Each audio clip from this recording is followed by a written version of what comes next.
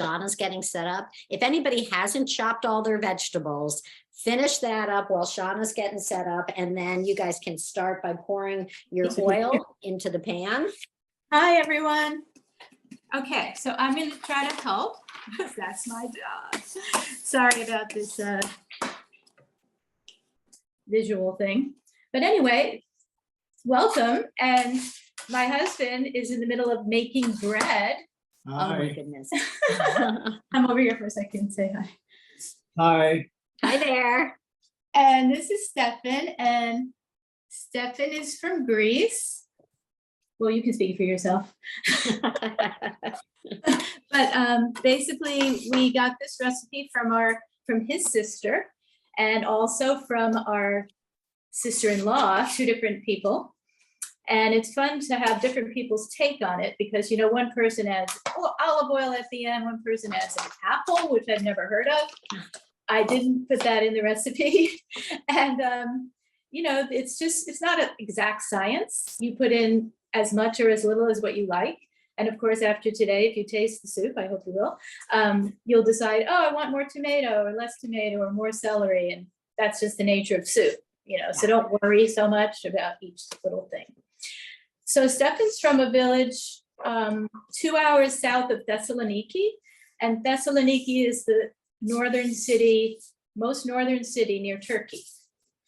It's 1 hour flight from Turkey. So we've been to Turkey many times. And Thessaloniki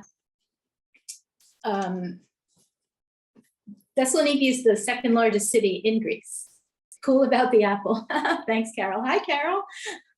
Haven't seen you in a while. And so that's just kind of an interesting, you know, thing about it. And so we're gonna start by, did you already chop your vegetables? Because we haven't. So the other thing I wanted to mention was that I'm using 2 pots because we don't have anything big enough. So of course you can do that too. And the recipe is kind of in thirds. So we took an original recipe that's just for your family, and then we multiplied it times 3. So you can make, like it says, 6 stalks of celery. You can do a third and do just 2 celeries, or you could do a half and do 3, etc. That's maybe obvious to you, I don't know. And the thing about the beans, if any of you are not using canned beans, which is what we're doing just for convenience and, you know, for pretty quick, then you might have to add the beans later after our time together because you'll have to cook them for quite a while after you've soaked them. And that's fine. The nature of this soup is you can still add it later, but just cook it for a little while to integrate all the ingredients and everything. And so when we start, we don't start by putting water in the pot. Okay, we start by chopping the celery and carrots and the onions and putting them in the pot with olive oil. Now, how much olive oil? Again, if you're in Greece, you're going to use more than enough.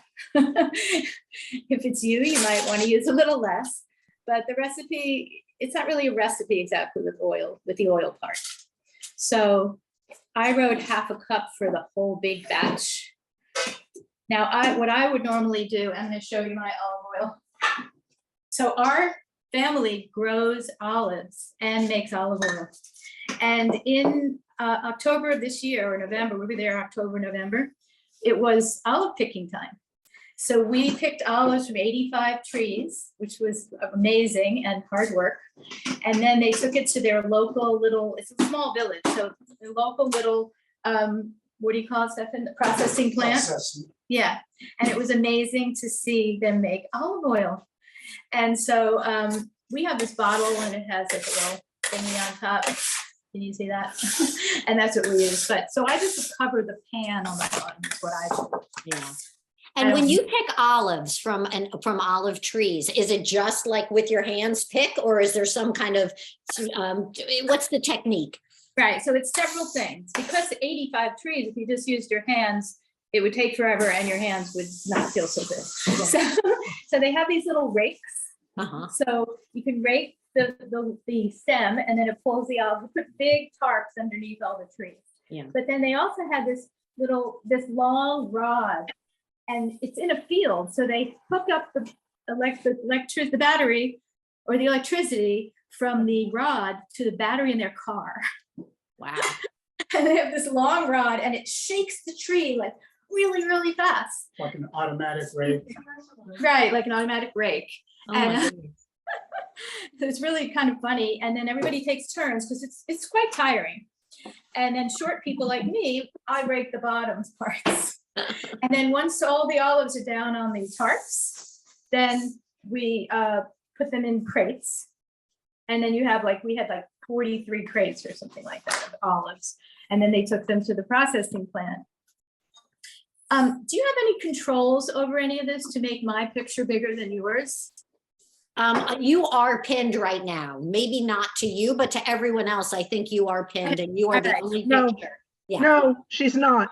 But I Uh-huh. have a question because I'm ahead of you. I need to know about the beans. Do I need to drain the beans before I put them in? I would drain the beans, yes. Thank you. Sorry, I don't think I wrote that, but yeah. It's very odd because it says that I have a pin on you and I'm seeing you as fully the whole You are? screen. I am too. I see whoever's speaking in Yeah. big. Yeah. Okay, so that if you have spotlight, you would spotlight me. That's normally how I do it, because pin, yeah, it's whoever's speaking, but that's okay, because Deb is kind of in charge, so when she speaks, you want to see her too. Hi.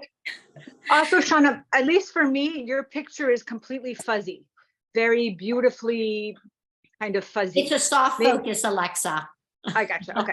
Oh, because the reason is because I have a webcam, but that was for my laptop, and I can't figure out how to do that on the iPad. I'm sorry, I couldn't get the website to work on my. Is that better? A little better? Maybe less fuzzy. No. It's okay. It's fine. You know what Okay. it is? Also, it's the light behind you that I think is making things a tiny bit fuzzy. The light in the windows? No, to look a little farther to the left. There's something, it might be the windows. It's right behind Stefan now. Light. Hi, Stefan. What? How do you turn this light on? Switch. There we go. Yep. little Alexa, bit. any better, Alexa? Okay. I thought you were talking to Alexa. No, not that Alexa. I don't talk to her. I only talk to my Alexa. I don't either. I'm your Alexa, right, Deb? Yes. Oh, now the lights are really going crazy over there. So after you chop all the vegetables, you let them cook on a low or medium heat for about 10, 15 minutes till they just seem like they're getting softer. And then that includes the onions and the garlic. And you can also use a garlic press, of course, or you can just chop it really tiny. So after those vegetables are done, you basically throw in the tomatoes and the beans. You stir it up. I don't know how far everybody is, but if you're already that far, then you would add the water. So the water, again, that is all about how you like things. And I just have to tell you that when we made this soup, I think it was last week or the week before, when we first made it, it was soupy, like water with vegetables and beans. And a couple hours later, it was thick like stew. Wow. And we didn't do anything except let it sit there. So I think it's partly the beans, the starch. It's like pasta. Yeah, It kind of like absorbs. pasta, it absorbs, yeah. So just know that you can add more water than you think you need, or you can add more water tomorrow or whatever before you give it away or eat it. Yeah. Okay, good. So Just a it's, question about water. Would it be okay if I put maybe half vegetable broth and half water, or all vegetable broth, or? of course. Yeah, yeah. And I thought about that too. Yeah, I thought about that too. It's totally fine. Would you do the whole thing vegetable broth, or?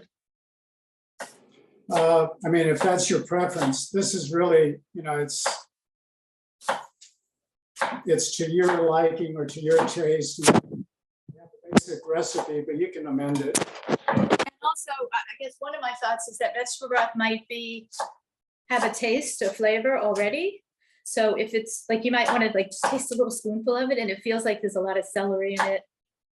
That would be my first thought. Then maybe use half as much or use less celery, just because vegetable broth has vegetables in it. Right. That would only be the only thing I would think of, but otherwise, no big deal. I think I'm gonna do half and half and just wing it. Yeah, that makes sense. I think it'll make it more flavorful in some ways. Thank You can you. also, because of the starch, you can also not drain the beans and just use them out of the can, use the liquid out of the can. Just for additional flavor. Oops, I just told them not to, so they probably threw it back. Sorry. Second, say something about your family or about you. But one thing about these recipes, can everybody hear me?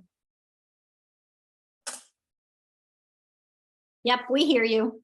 Okay, so one thing about these recipes is, they're just family recipes. So one of the first trips that we were in Greece, some of our relatives were, just sitting around what we thought were having an argument, just yelling at each other. Yeah, right. And then, we're listening and watching for about 10 minutes. I finally asked somebody, what are they arguing about? She said, oh, they're not arguing, they're just trading recipes. Because, I didn't speak any Greek then, and Stefan hadn't spoken Greek in a long time when we first went back there. So it was really hard to know, but they're so passionate and kind of loud. And so we thought they were arguing. Now we're used to it. So Stefan, want to tell us a little bit about you and your Greek family? So I was born in a village, north central Greece, kind of like the farm basket. It's a little village on a lake. A lot of small villages, in the area, across the pond there, across the lake, 5-minute, 10-minute ride down the road. There's 4 or 5 different villages around there, and a couple of medium-sized towns. Is this happening? Uh, Is this happening? No, it's a third. And so it's all, farm and orchards, like the breadbasket of Greece. My village, there's about 4,000 people there. It's never gone above about 5,000, they say. And now there's less because the economy has its problems that a lot of the young people are actually moving away, which here we're used to, but there they don't really do that as much. They stay near their family. And so it's interesting to see and kind of sad and I don't know, just interesting. When was the heyday of that town, when it had the most, the 5,000? That I don't know. I would guess, 50s and 60s. Uh-huh, So Stefan left there when he was 6, which would be 59. uh-huh. 99. And at that time, Stefan, it was like after the war, and people like his family had 8 children and not that much money and a donkey and no phone and, very, very small rustic situation. And I don't want to say, anything that you don't want to say, Stefan, but tell them about your. Were you the Right. youngest, Stefan? I was the youngest of 8, yes. And you still? Still am. Uh-huh. I have a brother that never left. He's always been there. He was in construction for many, many years, but he's also a farmer. He doesn't have orchards per se, but he has plots of land all over. He grows chestnuts. Both he and his wife have a couple of acres each with chestnut trees. They also grow walnut trees. He has There was a question, sorry. What was the question? I can't see it. I saw it, then it disappeared. Do we add canned beans? With the liquid, and yes, the answer was you can, or you can rinse it, whatever you prefer, Selma and Marge. So they're very self-sufficient. Whenever somebody has a little extra money, they buy up a plot of land, they plant some trees, whatever they want. He has grapes and vineyards. They make their own wine. Olives, of course, we talked about. olives. After the wine, they make this moonshine, basically like ouzo, but it's a little stronger than ouzo. They make jam with the fruit, they grow fruit. One thing that's really amazing is when you walk down the street in the village, like let's say you're gonna go into town and they live like up the hill. On your way down, you can literally have a feast and nobody minds if you just pick from their trees. There's grapes and there's kiwis and there's figs and pomegranates and just you just walk down the street and depending on the season, of course, but it's just really beautiful and amazing to see. And like Stefan said, they're very self-sustaining, very, everybody has something kind of like in some ways, the books on utopia, where I remember reading in college and how, you have this and I have that and we can just share. And it works that way in a small village. It's really neat. And they know, of course, everyone's your cousin. Everyone you meet is your cousin or somebody who's connected. Oops. So they don't plant any of those things you mentioned or the things on your family's land to sell. All of it is to use and to share. Is that right? Say that again? None of the things on your cousin's land or on your family's land is made to sell. It's made to use and to share? No, so my village and that whole area, north central Greece, is known for its peaches and apples. They grow pretty much all kinds of fruits. Uh-huh. So that's really primarily what it's known for. A couple of my nephews grow peaches, and those go to a processing plant. They have a co-op. Back in the 70s, they started a co-op. So instead of everybody just being, on their own for themselves, now everybody just takes everything to the co-op. You're guaranteed a certain price. You don't have to, negotiate. Everybody doesn't have to negotiate individually for pricing. It's market driven. So, they grow and harvest their peaches, take them to the processing plant. And they do that 3 or 4 times during the season. And some of them have different strains of peaches so that they can get 2 or 3 crops, out of a year. For timing, yeah.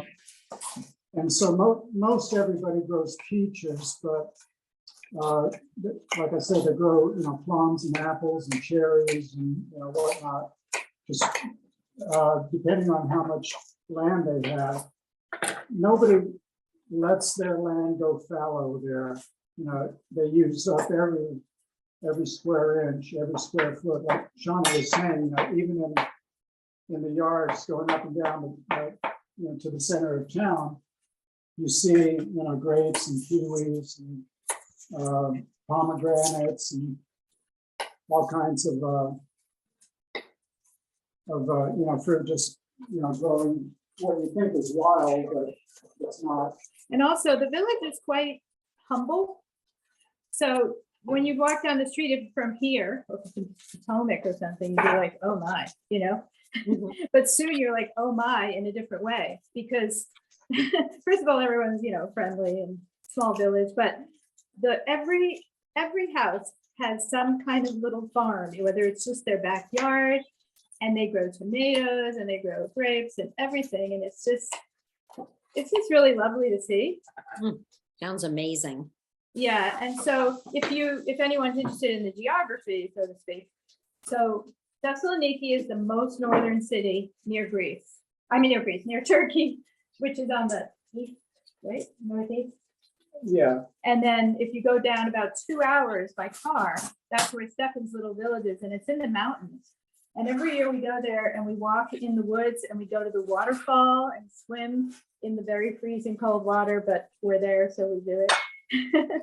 And it's really amazing. And then if you drive about 4 or 5 hours, you'd be to Athens. About 5 hours. About 5 hours to Athens, to have just a sense. And then if you want to go to islands, well, up there in the north, there's a place called Halkidiki. You can continue that. Halkidiki is, it's three large peninsulas. They call them three fingers.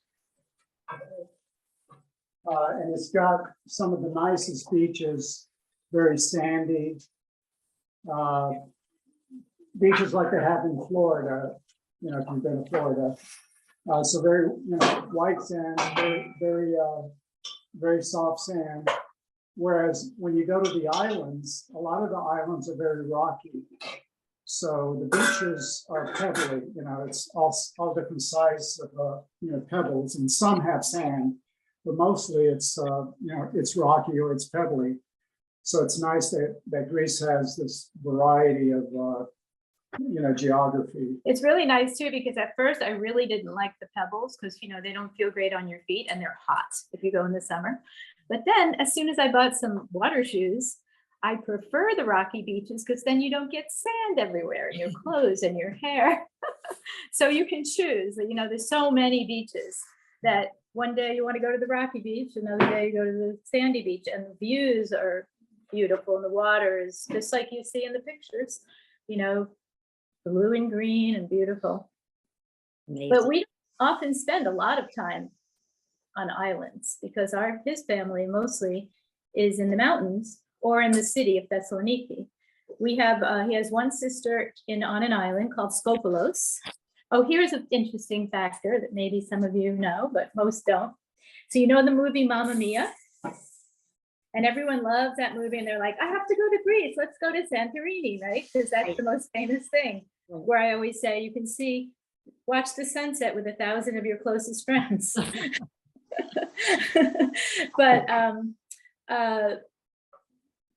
so if you go to Skopelos, which is where Stefan's sister Alexandra lives, it's really beautiful. It's very green, so you can walk, you can actually go in the woods, and it has the beautiful beaches and water, but it's not as touristy because most people don't know that's where Mamma Mia was filmed, in Skopelos. Wow.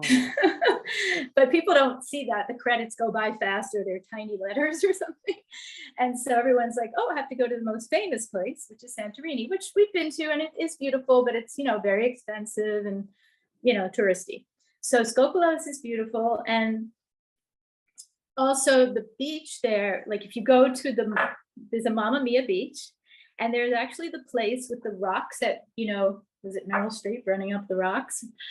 The little wedding chapel. And the little wedding chapel. But here's the funny thing about it is, for anyone who's seen the movie, when you see the movie, it's like a regular church, right? With pews and all the seats and everything. So you go to Greece, to the actual place where they filmed, it's as big as my kitchen. I mean, my kitchen isn't big. So it's like a tiny church. And outside they have a tree where they hang white ribbons every time someone gets married there, because it is a beautiful place, and like the rocks and the water and the steps. But the other church, they filmed somewhere else to get that for the movie. Yeah, in order to get the whole cast in there, they had to build a little chapel or set. Yeah, so anyway, that was kind of an interesting thing. We went there, and we go there a lot. What are we gonna do if we all go together? We have to have a KindWorks trip to Greece now. My mouth is watering, and we're gonna have to build like sets that are big enough to like take us to all these great tiny little places that you're telling us about. Yeah. There's so many places in Greece. I mean, it's all beautiful. How often do you guys go back? Well, we used to go back every year for about 13 years now, but you know, because of COVID, we skipped, you know, 3 years, and then this past season was our first time back. And And how we long try do to you go. go? We try to go at different times, you know, just to kind of get a different experience. So we've gone many times in the summer, but we've also gone at Easter time. I've gone a couple of times at Christmas, and we went a couple of times in the fall, with this last time being the latest, you know, because there's different harvests. Right. That's when we got to do the olives. Usually we get to pick the peaches in the summer. But one thing that's interesting also is that they have seasons there like we have. So Greece is not warm all year round. Hi, Denise. It took me a while, but nice to see you. So, especially where Stefan lives in the mountains. One time, I always put pictures on Facebook when we go so that people can see, and they love to watch the pictures and all that. Yeah. And someone wrote to me and said, "Why are you wearing a coat in Greece?" And I said, "Because it's cold." Because I think at the time we were there, it was October. And so it's still beautiful, but in the morning and at night, it's quite chilly. And especially because you're in the mountains, So people don't realize that. I think a lot of people think that Greece is just always warm. Yeah. And it's not. It never snows, does it? Yes. Yes. Oh, yeah. It does. Yeah. I'd say about 7 years ago, I went during Christmas, and they built a huge superhighway going east to west from Salonika out towards Corfu, I think. Anyway, it's this 4 or 5 lane superhighway. Oh, and Salonika And- is Thessaloniki. To some people, they say it Salonika. Okay. And I was at my sister's in Thessaloniki watching the news, waiting for the weather to clear up, so we could go down to my village. And it must have been around 7 o'clock, evening news. They're saying snow is getting really heavy, try to stay off the roads. And then about an hour later, they started reporting traffic accidents on the highway about halfway between my village and Thessaloniki. So there was like 100-car pileup. Oh, my goodness. There was about 2 feet of snow at that point on the roads.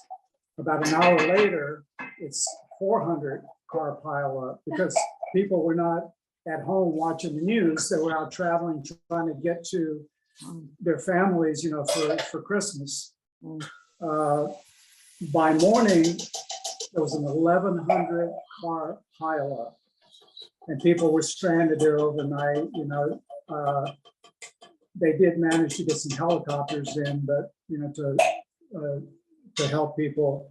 But even the EMTs and the fire trucks and whatever from the various towns along the route weren't able to get through, so everybody was stuck. So yes, it does snow there. It's Yeah, unusual that they get that much snow. yeah. And then another time, but because they're high up in the mountains, it doesn't stick around except in the shade.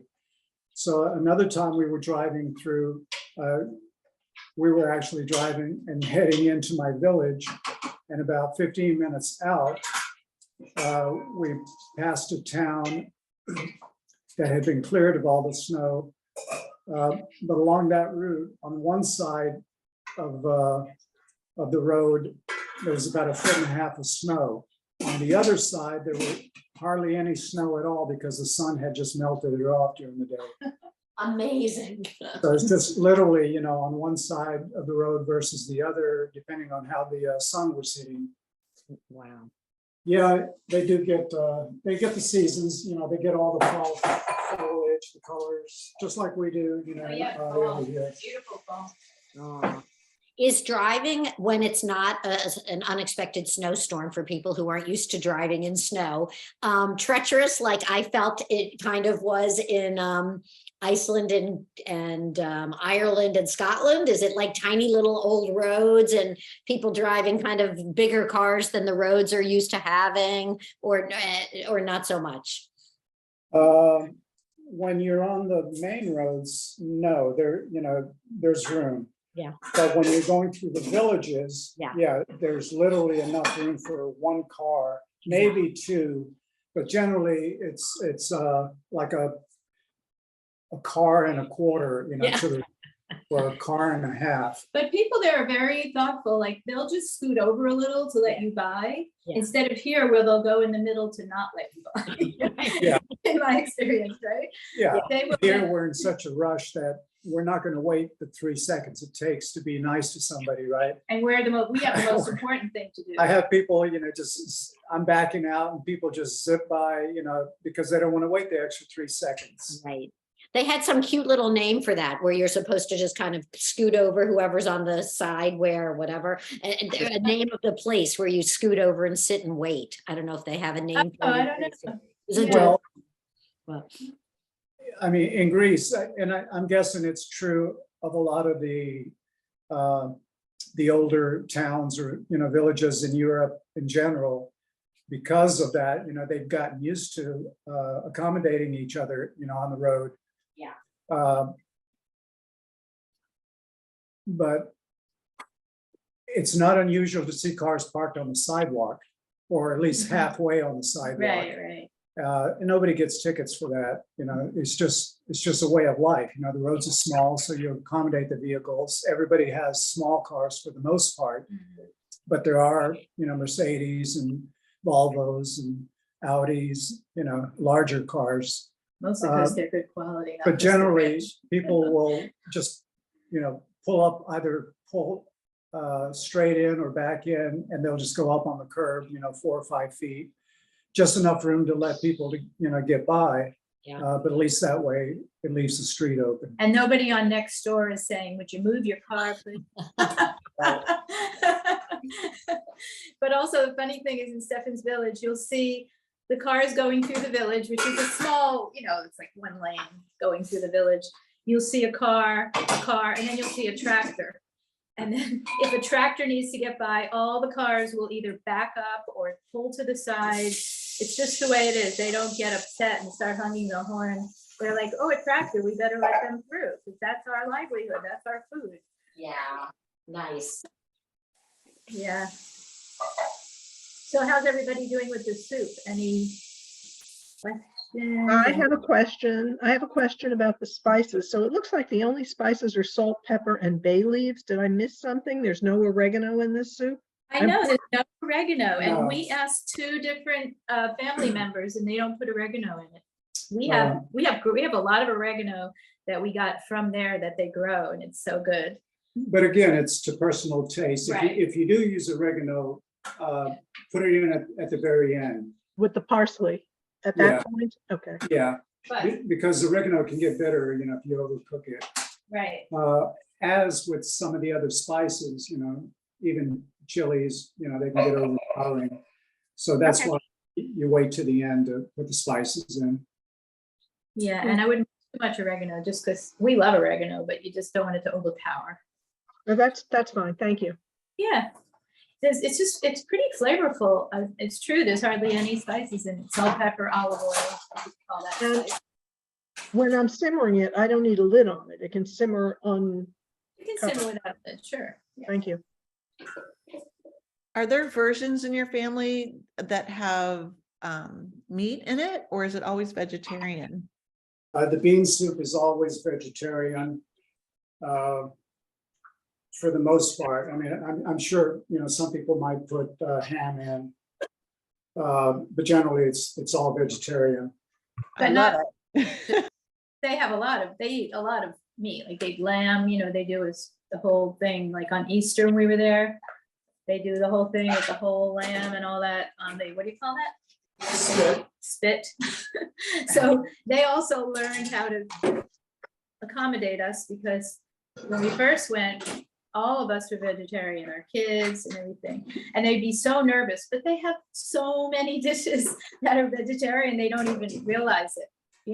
There's feta cheese and olives and grape leaves and salad and beans and all this stuff, and then they'd be always so nervous, and we'd say, we can't even eat what you gave us, is so much food without the meat, So that was interesting too, but yeah, they do both. So have you used feta to garnish it? Yes, so we Stefan's adopted father he'd make lentil soup a lot. And he'd always put feta in it, but again, you put it in at the end. So if you saw the picture that we put up, we made the soup, we put the feta on the side and some toasted bread. And but then we took the feta and sprinkled it on our soup before we ate it. Okay. Okay. Can we freeze that? Is that freezable? What's Deb? that? Freeze Is- it? Yes. It's freezable. I guess I didn't write that, but my niece told me that they sometimes freeze it, yes, and then, you know, you eat it later. Yeah, Okay. yeah. But they always have olive oil, feta cheese and olives. So you go to someone's house, which we do a lot because first of all, it's a big family. Stefan's one of 8, youngest of 8, as he said. And all day, every day, we're going to someone's house for something, you know? Then you get there and it looks like there's nothing happening. The table is empty. And then within 5 to 10 minutes, the table is full. Feta cheese, olives, grape leaves, peppers, everything you can imagine. And it's just amazing, you know, tomatoes and salad and this, it's very quick. They just put it all together, put it out, and then Stefan was saying they make this alcohol, they call it Cipro, T-S-I-P-R-O, Cipro. And it is like ouzo, but it's what I call moonshine because it's made in the village and it's very high alcohol content. Like I can only basically put it up to my lips. I don't really drink it. It's very strong. Now they're used to it, so they might drink it a little, but they put it in a very small cup and then they add some water. So it's clear and they add water and drink it. And you have to have food when you drink it because it's so high in alcohol. So that's why they're just so used to it. They're like, come over for some Cipro. And you go over and there's this, you know, they create this huge table worth of food just for your little thing of Cipro. They don't believe in drinking without eating. Right. Just smart. And Yeah. if you go to a restaurant in Greece, at least everywhere we've ever been, they serve you so many things with your, like if you just order a beer or a glass of wine or a Cipro, they bring you a lot of food. You know, like you might get peanuts here, that would be it, right? Otherwise you pay for all of it. And it's just so interesting and nice, you know.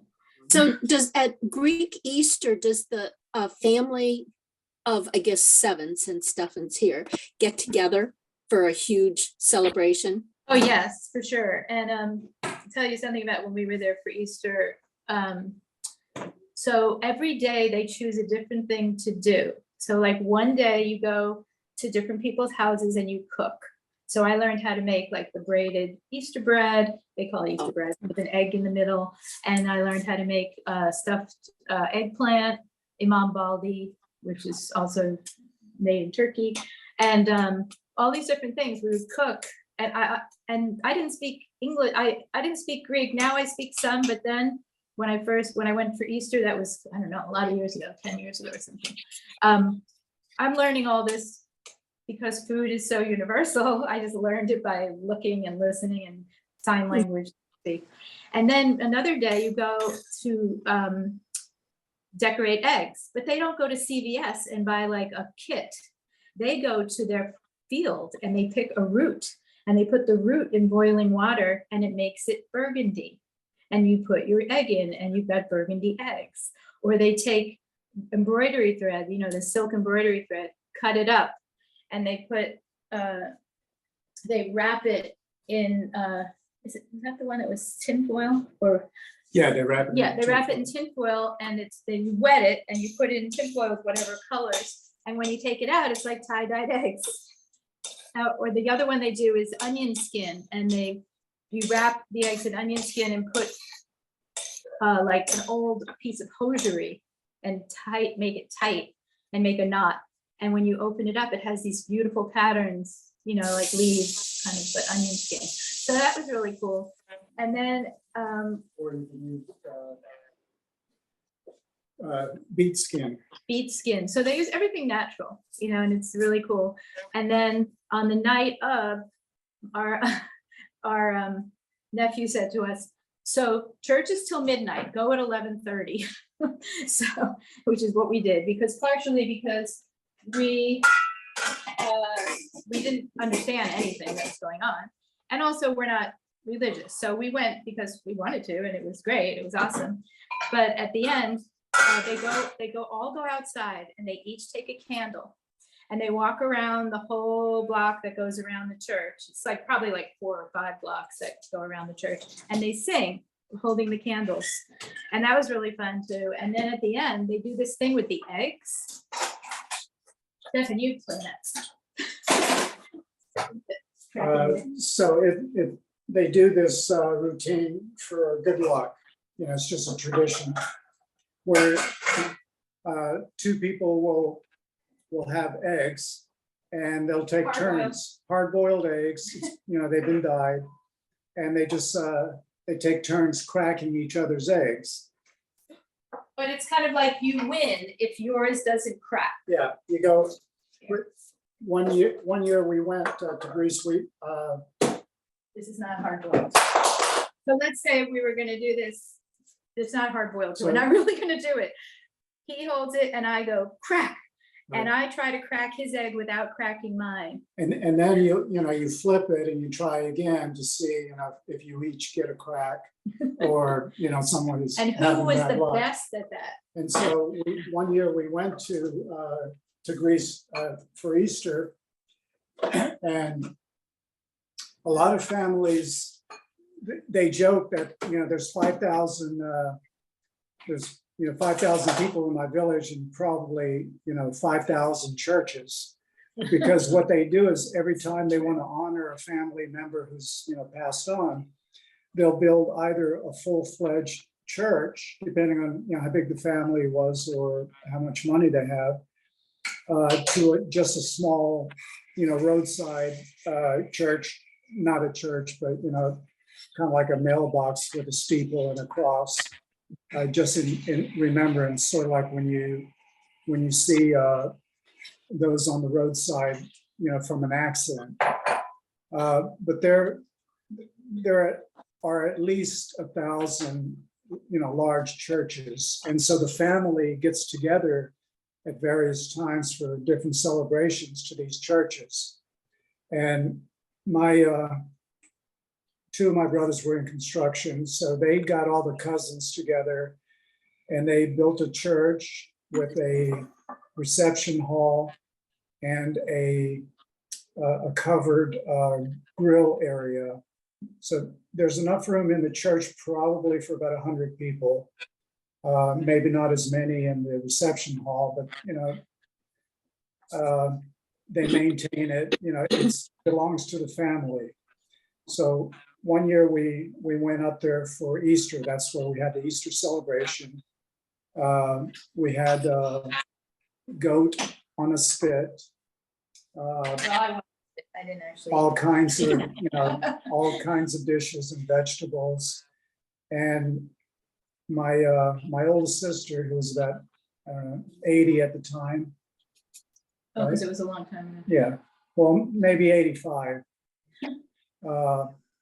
So we got our eggs out, and she went through the whole family. She cracked everybody's eggs, and her egg was still intact at the end of it. There were like 30, 40 people there. She had a It's the wisdom of elders, right? The wisdom, and she probably knew how to hold She the never egg, told us though. and you could just see the little smirk in her on her face. Well, I remember when she was like 90, she was still doing it. But the other thing we did at that party that was outside at this place that they made was we danced Never on a Sunday. The dance. I couldn't believe it when I heard they put that on. I mean, it didn't have words, but it was da da da da da da da da. Right? Funny. And we did the whole thing, the dance. It's like the horror, if you know Yeah. that one. But it was really fun, and I couldn't believe we were dancing to that song. But Have you brought many of these fun traditions back and made them a part of your lives here? Or is this a special, we go to Greece for these things? well, I say we do some little bits of things here. Our kids love tradition, the whole Greek thing, so we try to do some. So Someone had a question. It was Carol. would you consider adding rosemary? I think that as a widely used spice in Greek cooking. It is, but rosemary is usually for chicken or meats. I don't know of anybody that normally uses that. And again, rosemary I changed your time. rosemary's pretty strong and pungent, so you'd have to be careful using it. But again, it's to personal taste. Yeah. Okay. So what we do is everyone's going to eat some tonight, and then they're going to package up in these quart containers, some to share with people or to give away to food assistance providers. So, and then we freeze it so that when we deliver it, it's got, a lot of room for transportation issues, and it's not going to go badly while it's being transported either to the food assistants or to the ultimate receivers of the soup. Mhm.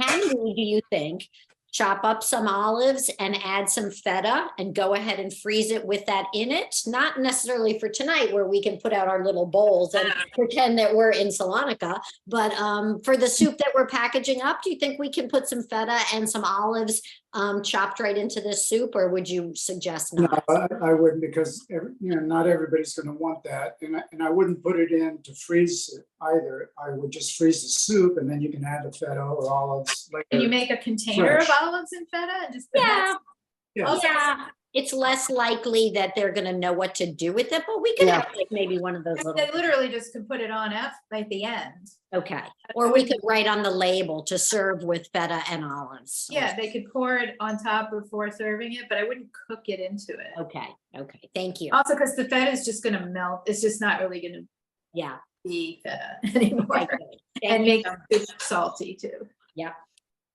So Yeah. Carol, who had a question. Carol, do you want to share, or have you and Shauna already spoken about your upcoming trip to Greece? I don't want to put you on the spot, but you're Well, we welcome to. a little bit about it, but not. You all. have, okay. Thank you. But We Carol, do you want to know? Oh, wow. I mean, I've been so enthralled with all your stories, Stefan, of your childhood and the two of you of your visits. I don't know. Do you Well, know? One thing you told us, you were going to Meteora. Yes, we are going to Meteora, which I'm so That's- excited about, where the monasteries are. Yeah, it's just supposed to be so spectacular. Yeah. Both the history and the views and Yeah. I'm really looking And for forward. those of you who don't know, Meteora, it's like meteor with an O or an A at the end, depending on who you talk to. But Meteora is a monastery, 7 monasteries, and they let people in 1 or 2 of them. But it's up in the mountains, and you can walk out on the rocks and see for miles, and it's just a very It's- powerful place. It's a large valley with these granite monoliths that go up 200 or 300, 400 feet up, straight up. And the priests and the churches and went there to try and isolate themselves from the Turks that were invading, 400 or 500 years ago. That was the beginning of Meteora. But I always joke because they went up there to get away from people, and now everyone's following them there. Oh, yeah. So we went there one time, and as we were going, there's only 2 of the monasteries I think allow people to go in. And as we were going in, I could see that there was a tram going from the monastery over to a parking lot on the other cliff on the main road. And there was this priest, and the priest because they're always in black, have these tall black hats. And otherwise, they look exactly like Stefan without the hat, with the hat. And so there was this priest that was going in the little cable car from the monastery over to the parking lot, and I watched him go across as we were walking up the stairs. And then I saw him pull out in a Range Rover. So it's like these priests who taken a vow of celibacy and don't believe in money, and they're self-sustaining, but here they are driving a Range Rover. It was pretty fun. But they have to get around too, I guess. Yeah. Did you hike in the Vikos Gorge at all? Yeah. Yes, we've been up there a couple of times. Yeah, it's beautiful up there. The last time we were there this past season, we actually went up in that area. We went for the foliage, but we had just missed it by like a week. Yeah. Is that near Miathos? You mean It's not far from Meteora. I mean, it's like I guess, well, Sorry, I was looking at a question someone just wrote. Is Oh, that near Athos? But I don't know what she means. I don't know. near Athens, maybe she means. I think. I mean, is it near Mount Athos? Mount That's Athos. the No, monastery there. Mount Athos is to the east of Thessaloniki on the last leg of Okay. Halkidiki. So it's And the back Vi- up into the city. And the Vikos Gorge is on the west side of, on the western end of Greece. Okay, because the Mount Athos is the one I've always heard about, the famous one with the bridge going over to the Yeah, monastery. So, there's a big park up there. But there are a lot of those bridges, scattered throughout because that's just the way they used to build those bridges. Stone bridges? With stone, stone high bridges, arch yeah. stone bridges. Yeah, they're beautiful. I mean, there are some in there that, are more than 1,000 years old because they hold up, the way they create the arch, they really hold up. So 2 things. Carol, you can write or call me anytime and we can talk about Greece. And then someone just asked a question about soup, but I see the question, then it disappears. Oh, It says, how much longer will it take for the dry bean, for if you were using dry beans than if you had used the canned? And Joyce, did you cook your dry beans first, like in an Instapot or in a pot of water first? Yes, first. I followed actually the directions on the back, which said, gosh, I can't remember. want to cook them 30 or 40 minutes, before you start adding everything, just to soften the beans up and get them, well cooked. You have to Yeah. just taste them, Joyce. Oh, it said, boil them for 2 minutes and then let them stand for an hour. That's what I did. That's what the package said. And they cooked? So that softens them up. No, they're still hard. They're still hard. Did you cook Oh. them? Yeah. Did you add them to your soup or did you cook them separately? So I did not cook because I forgot to, leave them soaking for 8 hours beforehand. And so the alternative direction said to put them in hot water and boil them for 2 minutes and then let them sit an hour. And that's what I did. And then you added them to the soup or what? Yeah. Oh, yes. I've added them to the soup. And Right. have you tried any yet to see if it's? Yeah. About 15 minutes ago, they were not tender. Well, the good news though, you're going to have to cook yours for a long time, but the good news is your soup is going to be so flavorful and it's going to absorb all that good stuff, Joyce, but you're not going to be eating dinner for a little while. I guess what I would do next time is cook the beans separate for a while you're making the other stuff, like while you're chopping and all that, just cook Yeah. them for like a half an hour and then add them in. But Yeah. otherwise you cook the soup at a low heat Yeah. for a long time. Yeah. And Yeah. bear in mind that, by cooking the beans or boiling them, you're going to lose some of the water. So you either have to, add more water later or put enough water in to anticipate that, initially. Yeah. Carol, Yeah. I just wanted to say, I love your lights. Thank you. Thank you so much. I remember when you were renovating, moved out for a while, or you moved to a different place. Yeah. Yeah, we moved to Cabin John for 1.5 years, so Yeah. it's really think- fun, actually. I don't think I've ever seen lights like that. And he's a cabinet maker. Hi, Cheryl. Oh, I wanted to, I Shauna. was going to tell you, when you told the egg story, so at a Passover Seder, my cousin did the crack the egg with the person next to you, and we made it part of the Seder. You have the egg to dip once or twice in the salt water. So instead of putting them peeled, everyone like smashed eggs and then had a winner. And That's cute. it was That's fun. great. Yeah, I never heard of it before going to Greece, but that's like fun. Hey, Deb, can I do a public service announcement? Please. Or what would you call it? Hey, A selfish marketing ploy. No, I was sitting here waiting for a pause to ask you to please tell us about what you do in Bethesda. Okay, For the very few of us who don't know, but yes, please do. So my last name is Simon, Shauna Simon, and I own Simon Says Yoga, which is a yoga studio in the Glen Echo Shopping Center right here on MacArthur Boulevard. I can walk there, which is amazing. We teach yoga, mat Pilates, and Zumba.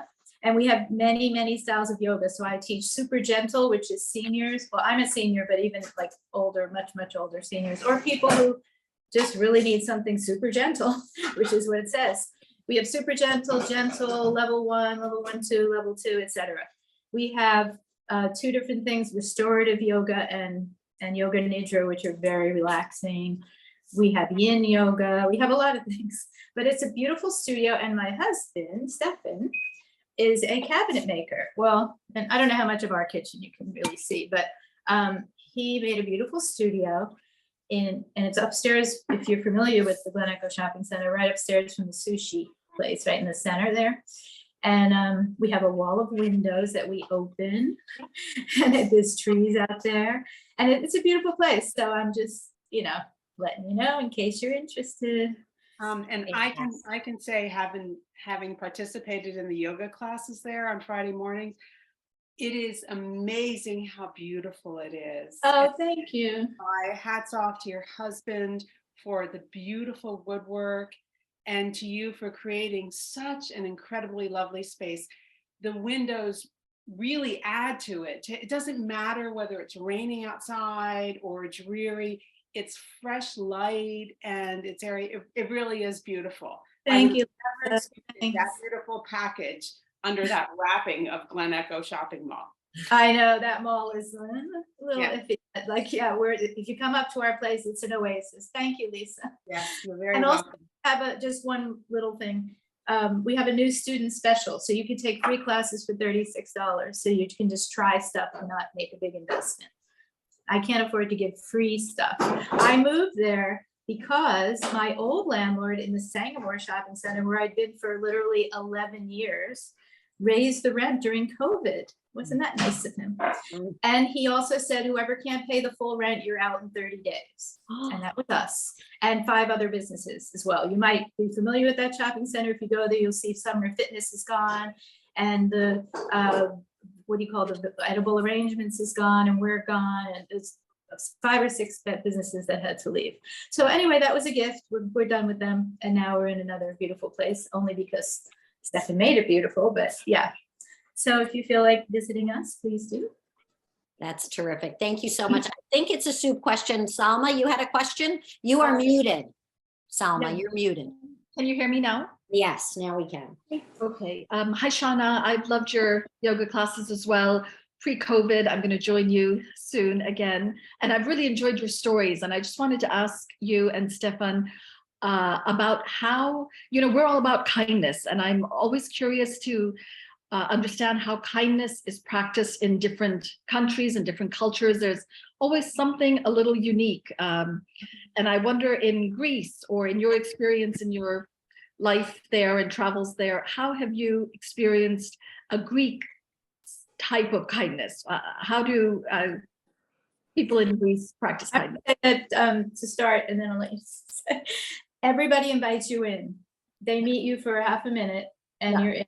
Coffee, cookies, breaded cheese, olives, everyone just invites you in it. You don't have to be anybody except a person that they say hello to.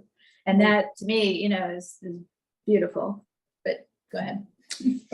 There's a term, a Greek term, and I can't remember it at the moment, but basically it's a celebration of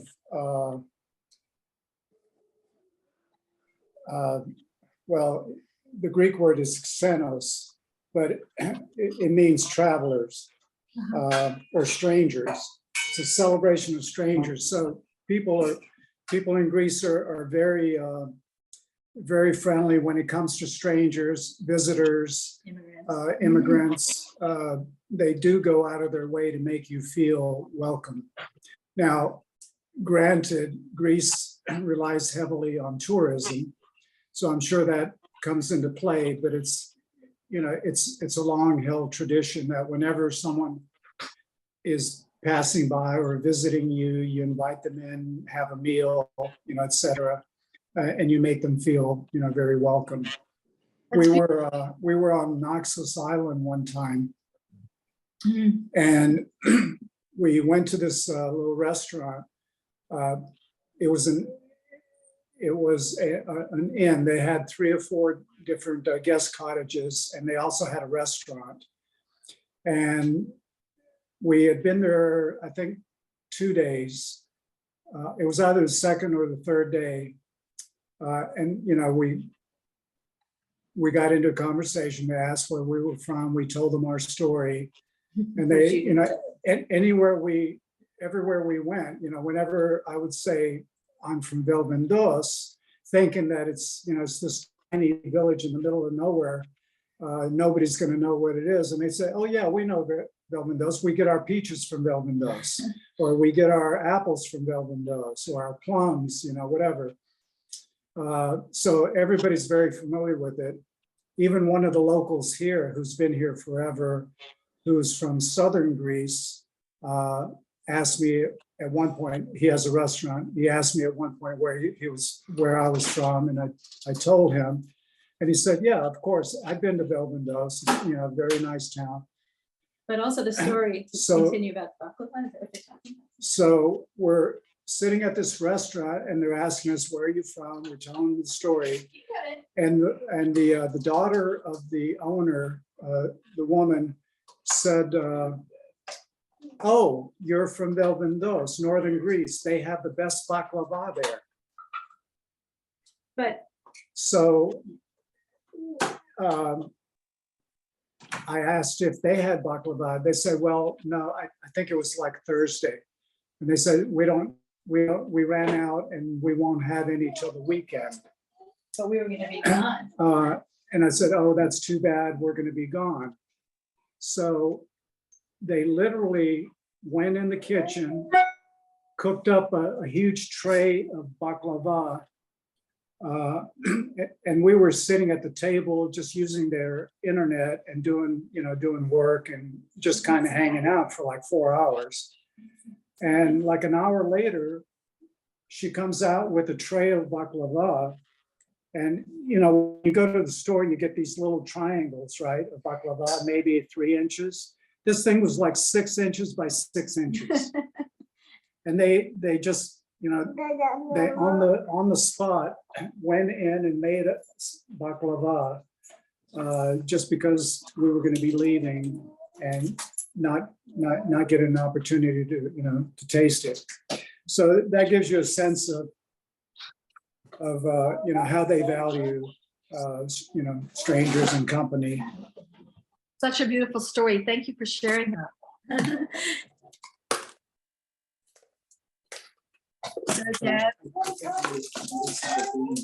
All right. I don't know how everyone's feeling about their soup, but we've taken up more than our time that we had asked Shauna and Stefan for, but we are so appreciative. I think Nancy summed it up so beautifully. She just signed off and said, thank you, Shauna and Stefan. The soup is wonderful, as were the stories. You made all of us want to go to Greece. I mean, it's been so much fun. We really thank you so very much for sharing yourselves and the recipe and all of your stories. They've been fantastic. Do I get to make my public service announcement quickly? If anyone's delivering soup to my house, please let me know ahead of time. It must be here by 10 a.m. Thank you. There's Okay. more. Okay. And one little thing also, by the way, about the studio, we also do hybrid classes. So you can take classes online if you don't want to come in. Just need to say that. But also, I hope your comes out really well. And please, email me or ask Deb to email me if you have any questions. Or if you're going to Greece and you want to ask us, when we haven't been everywhere, of course, we always go to pretty much the same places, but we try to go somewhere different every time we go to add to the 3 places where our families are. It's kind of like being in the US, you have family in LA and then you have family in New Hampshire, and it takes a while. Yeah. So we do that in Greece too. I had a question about the studio. Do you also have, I know you were so generous when we were supporting the women's shelter in Rockville and sent some of your yoga instructors. And me. And you, yeah. So that was fantastic. I'm wondering, do you ever have like one-on-one training at someone's house for yoga and or Pilates? I mean, like private lessons? Private lessons kind of thing, or are you really? Yeah, we definitely do. I mean, it's expensive to do it that way, but. I know, but somebody's asked me, so I just was wondering. Oh, yeah. Well, Well, we good. could do like a small group if, you know, it makes it more affordable for someone, that kind of thing. Okay, Yeah. good. Thank you so But we're much. also we're not a pushy, No. hot yoga, maybe you like that, but like, we're not like a pushy power place. We're, you know, more thoughtful. Love that. She has So you wonderful instructors. Shauna is amazing. And a lot of the instructors there are just wonderful. Yeah. Getting a big head shake in agreement from Ann Massey, who we haven't heard from. I think she's saying hello. And Anne came out to Colorado when we had a retreat there. So that was Yes, it was fabulous. I have a barking dog occasionally, so I've been muted, but Shauna's the best. I learned to do yoga there. Yay. Nice to see you, Anne. Yeah, I miss it though. I'm not in town. But Are you calling in from Colorado? Aw, good to see you. now? Yeah. So nice. All right, well, thank you, everybody. All right. Thanks, everyone. Shauna and Stefan, Thanks thank so you much. so very much. Take care. Enjoy your soup. We will, thank you. Bye.